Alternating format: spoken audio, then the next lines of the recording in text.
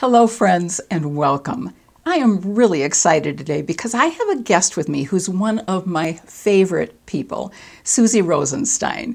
She's a very special woman who made a career change in midlife so she could help those of us over 50 explore our gifts and our talents. Suzy will be joining me in just a moment, but before she does, I just want to welcome back those of you who are returning to this channel and also welcome those of you who might be here for the very first time. My name is Elise, and as a professional working makeup artist who also specializes in helping those of us over 50, I love sharing the skincare and makeup tips, techniques, and products that will make the biggest difference for us now. So if this mission piques your curiosity and interest, I hope you'll subscribe before you leave today. Now, let me give you a little bit more background on my guest, Suzy.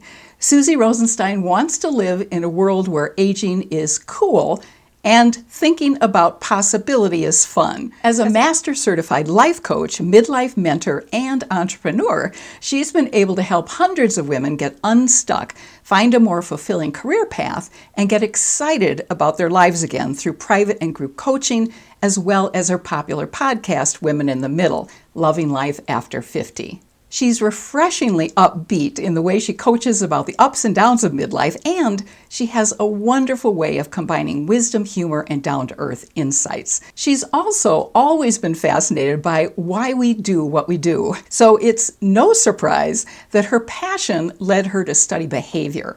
Her MA is in applied social psychology, and it honed her listening skills and opened the door to a 25-year career in public health and health education. And although she loved her career, she started feeling quite stuck about the time she turned 50 and really craved working one-on-one with people. Since then, she's trained hundreds of coaches, coached hundreds of clients, and also written hundreds of blogs. Through her Women in the Middle podcast, she's also connected with and helped thousands of amazing women who are finally putting themselves first and exploring their gifts and talents. I've put links to Suzy's website and her podcast in the description box below. But now, let me introduce you to Suzy. Suzy, I am so delighted you could be with us today. Welcome.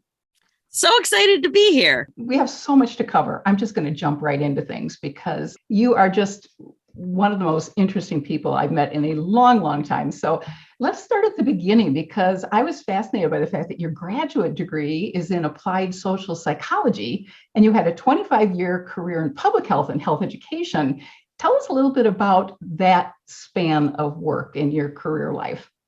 Well, I was always interested in human behavior, always. And even in my high school yearbook a million years ago in the early 80s, I wrote something about being fascinated by human behavior, what people do and why they do it. And that really guided me towards studying psychology. And then my master's degree, I wasn't really thinking that my master's degree would lead directly to a job. I really wanted to be passionate about what I was studying and make some kind of a contribution. So that one day there was an announcement made that this professor was looking for a research assistant and was open to students. And she was studying the relationship between people and their pets. Well, I went bananas because I have always loved animals and I've always loved dogs. And in fact, I grew up in a family where we bred St. Bernards and we did dog shows and stuff like that. And I was beside myself. So she was focused on working with seniors and dogs. So I was her research assistant.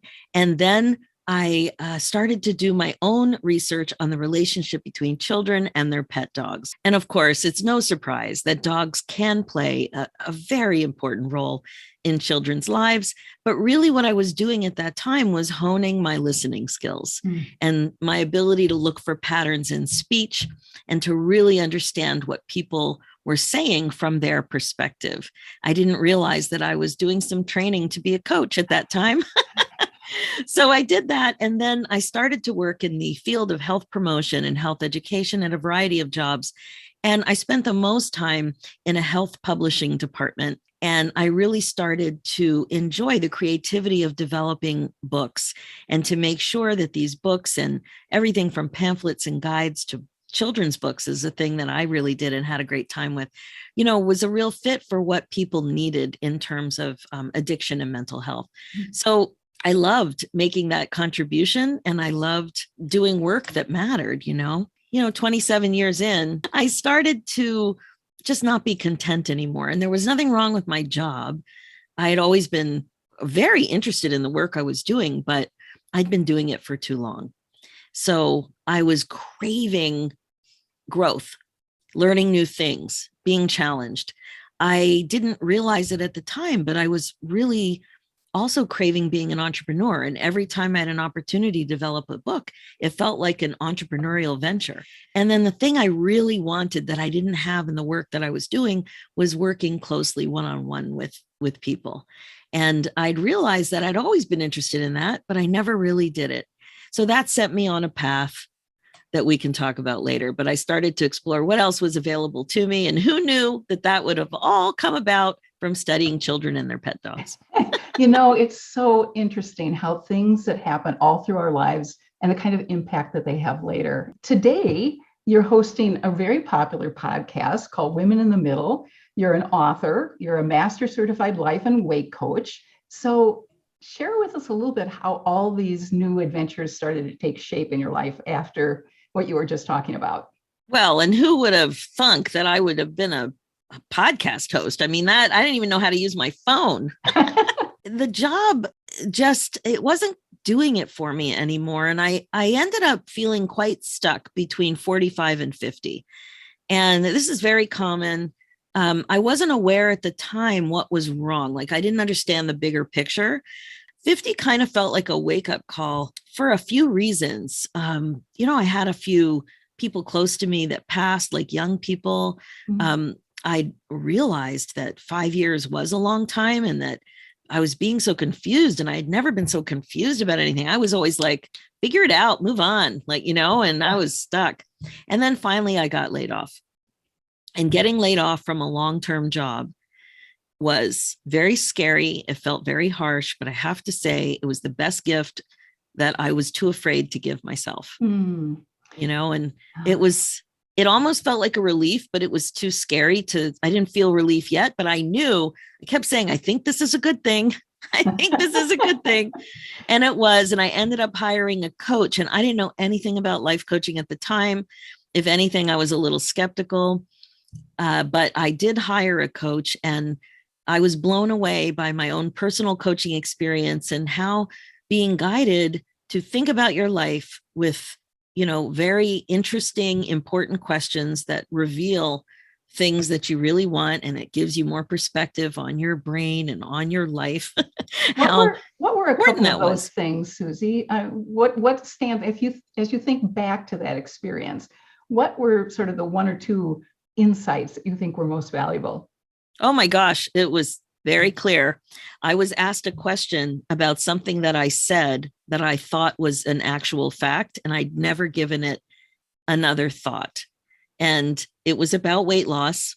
And I said, well, and I said it without batting an eyelash. Like I just said it as if I was just reporting the fact of the matter. And I just said, well, it's harder for me to lose weight because I'm only 4'10". Somebody else hearing that thought, especially a coach, is like, excuse me, tell me more. Why are you choosing to think that? And when I got called out on that thought, it was kind of like a flashlight was being like in my eyes. And I was like, oh my gosh, that makes no sense at all. That's so interesting. I've been thinking that for over 40 years. Nobody ever questioned me about that before. And the unbelievable impact that thinking had on my life in terms of just setting myself up to fail in advance, because it just seemed like I had a genetic deficit the way I was thinking about things. So it really kind of blew my mind. And I also saw that this coach didn't cross the line of therapy. Like I always was worried that somebody that wasn't trained as a therapist or wasn't trained clinically would start to behave like that. Like I didn't really know what a coach was. And when I saw that she didn't do that at all, like it had nothing to do with anything clinical, I thought, oh my God. And in fact, I kept trying to say things that I had said, in therapy over the years. She's like, that's not what we're talking about. And so it was just so interesting to me. And I thought, wow, I could do this. In fact, I've probably been coaching my whole life without really understanding what I was doing or what skill it was and how that could be a transferable skill if I, when I got trained and whatever. So that's what happened to me. It was my own experience and realizing, wow, if I'm thinking that, what else am I thinking? Yeah.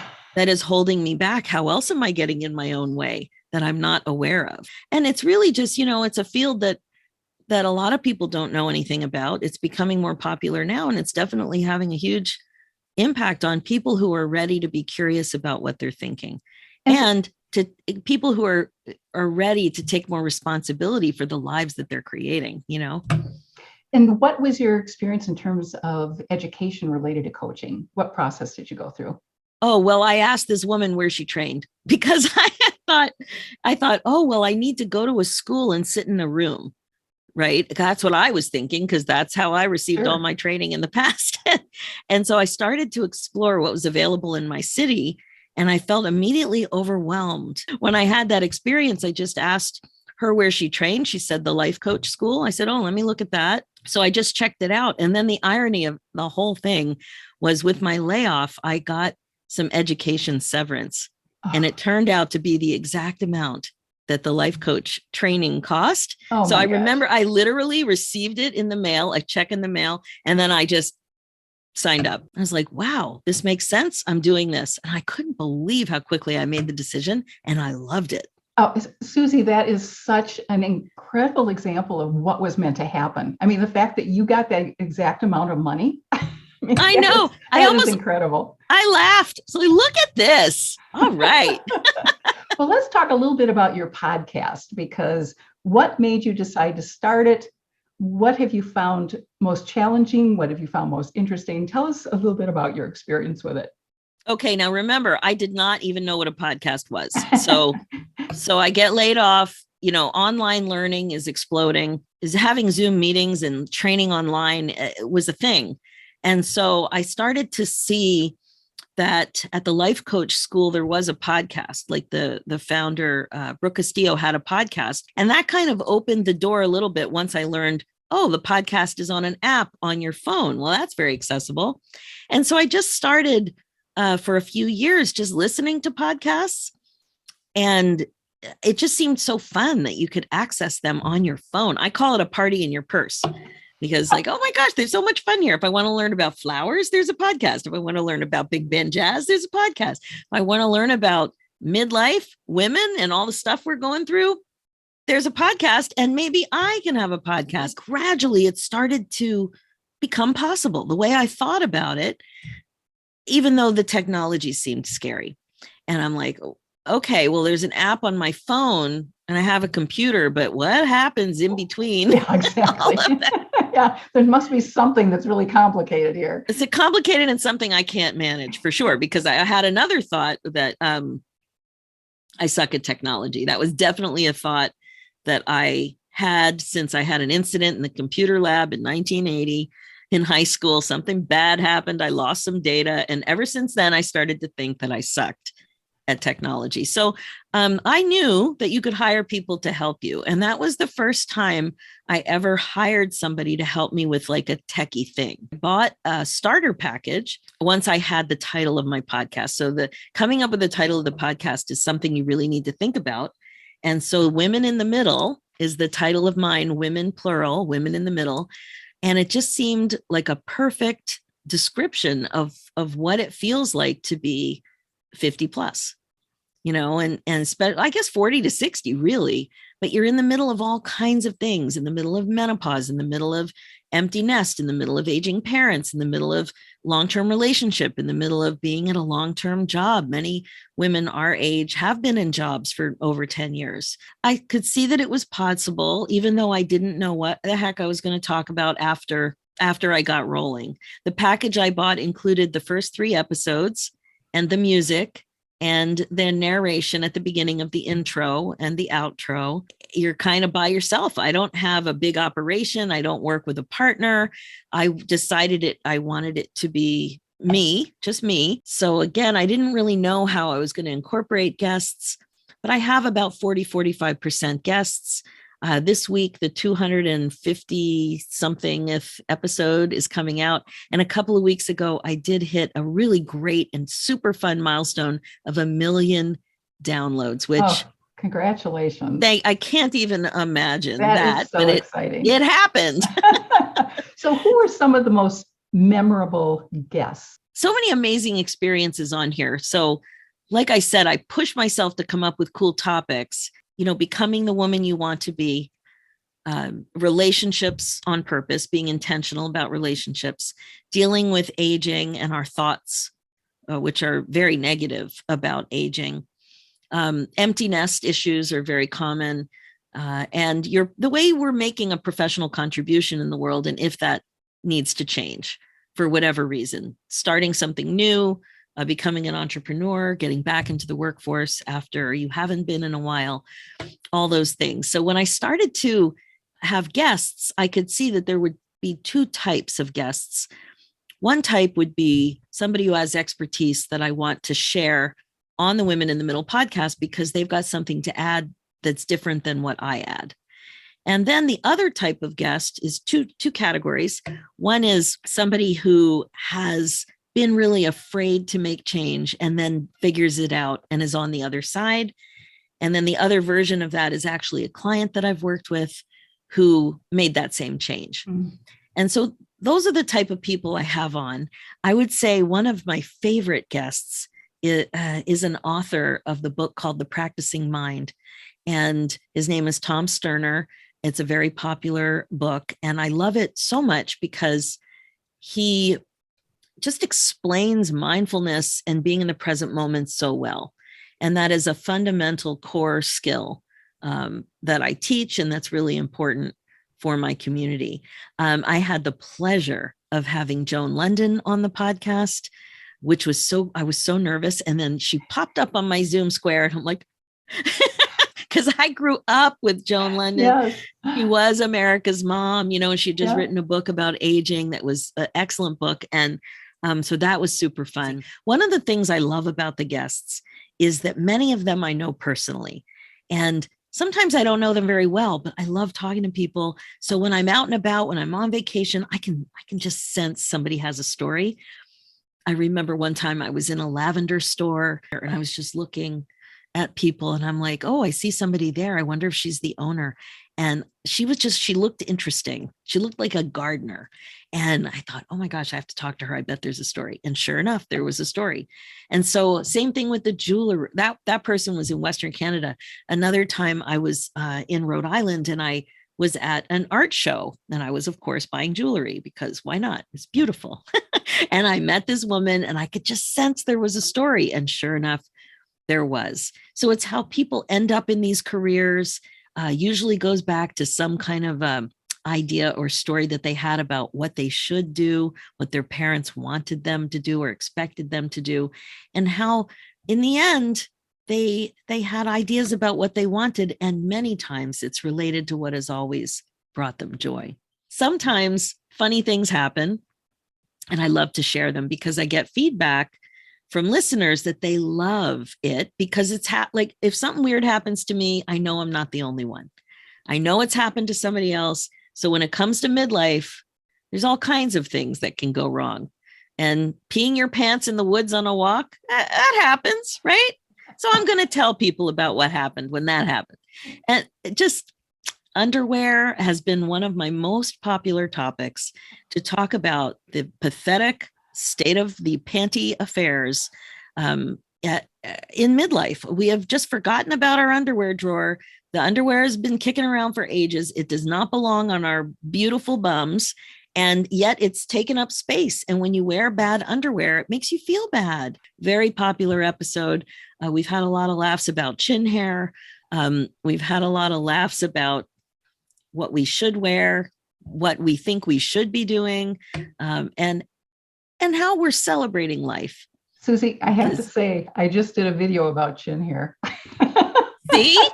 Yes. I just ordered a new 10 times magnification mirror with a light that charges up in my computer. I love important. I have learned to always carry tweezers in the glove compartment of my car because it never fails looking in that rearview mirror that I see something. Yeah. Because the lighting is so good and it's a slight angle. Yes, it's the exactly. perfect combination. Well, what are some of the most common things you hear from women who are feeling stuck at the age of 50? They say, or beyond 50. I want more. Yeah. But I don't know what more is. There must be more for me. I want to make a bigger contribution, but I don't know what it is.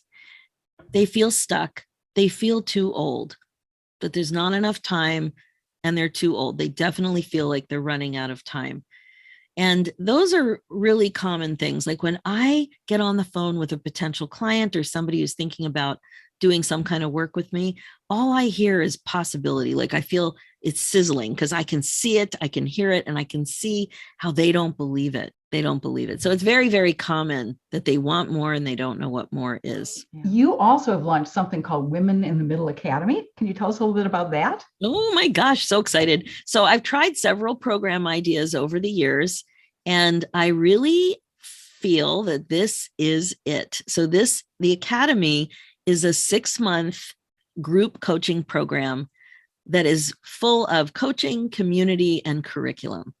And so the curriculum is all about how to become the woman you want to be, how to be more intentional in your relationships, and how to make the professional contribution that you're excited to make. So I have developed a 6-month curriculum for all of that. And then to make the education and the messages and what the transformation like really come to life for you, there's also group coaching and there's also an online community. So you get to hang with other women, like-minded women who you see get coaching and you see it in yourself. You learn from watching other people be coached. You share excitement and ideas. Right now, we've got a conversation going on about travel that's on fire. People are eating it up. Like they want to learn what other people are doing, and it gives you ideas. The creativity gives you ideas. So it's a combination of actual coaching, this online community. I have guest instructors in, and I'm so excited that you're one of our guest instructors. And I also teach something called mindful doodling, which is using the Zentangle method. And that's just another really fun thing I'm bringing into the community. We have social calls because women our age are looking for meaningful connections with like-minded women who want to learn, who want to grow, and who want to be intentional about their lives. And sometimes our friends are awesome, but sometimes they're not in that same space, so it's super fun. It's a great program, and women are blowing their own minds. Like it's a lot of exciting change going on in there. Well, there are a couple of other things that I think are absolutely fascinating that you've done. And one is a free guide that you've developed, which is called the Top 10 Questions to Reimagine Your Life After 50. Could you share just one or two of those questions with us? I would love to know. Oh, yes, absolutely. So this is a freebie, so you can absolutely download this. I think you're sharing the link. Yep. To get it. Awesome. So one of the questions, actually, the first question is, I think it's a showstopper. What would it be like if you believed that it was a privilege to age every year? Most of us don't think about it that way. Yeah, we certainly And don't. I have to say, in my personal situation, this realization has really guided me because both of my parents did not have the privilege to age. They died very young when I was quite young. People who don't think that aging is a gift think that aging is bad. It's hard. It's negative. It's less than. So to really flip that and to think, wow, what if aging, if I really believed it, what would that happen? What would happen as a result of that thought? Another question, it's question number 2. What will you be able to do better as a result of nurturing your soul? Ooh, wow. Right? It's a kind of a sneaky question because it kind of gets at, oh, what do you mean? I'm not nurturing my soul? Am I blocking myself? What would happen if I did nurture my soul? What does that even mean? And most of us have an image that comes to us right away, an image or a feeling. And what's that all about? And why aren't you nurturing your soul? Oh, I love it. And you've also written a book called 50 Ways to Celebrate Life After 50, which I also love. And yeah, and that's available online as well. Can you, again, just maybe share one or two thoughts from that book as well? Well, no, I wrote down one of the 50 ways for each of the 6 categories. Okay. So in the book, there are 6 categories that I identify to help you celebrate life. So celebrate age, celebrate self-care, celebrate your passion, celebrate relationships, celebrate your professional self, and celebrate your empty nest. And so I came up with a total of 50 ways to celebrate life after 50. So I'll go through one of those recommendations, ideas for you in each category. So number 7 comes from celebrate age. And this concept is the top 10 days of the year.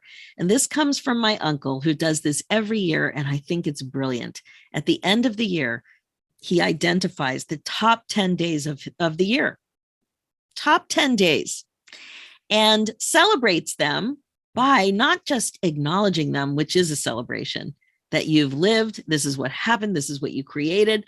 But also he sends an email to all the people that were present, that contributed to make those days so special.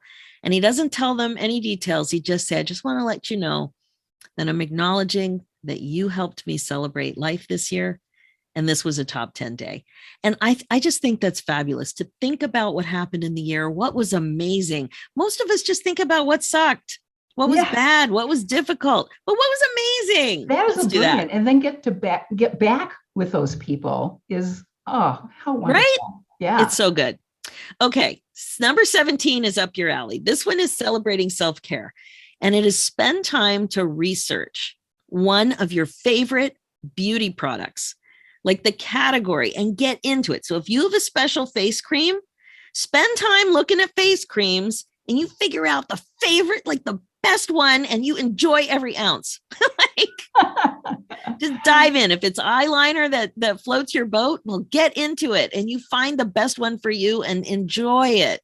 Most of us tend to feel like it's too indulgent to invest that way, to spend the time to make the purchase, but go all in on the things that you love and are putting on your face every day, right? So clearly I've done that. Wow. So I think everybody. And clearly I love that. Okay. Number 24 comes from celebrate passion.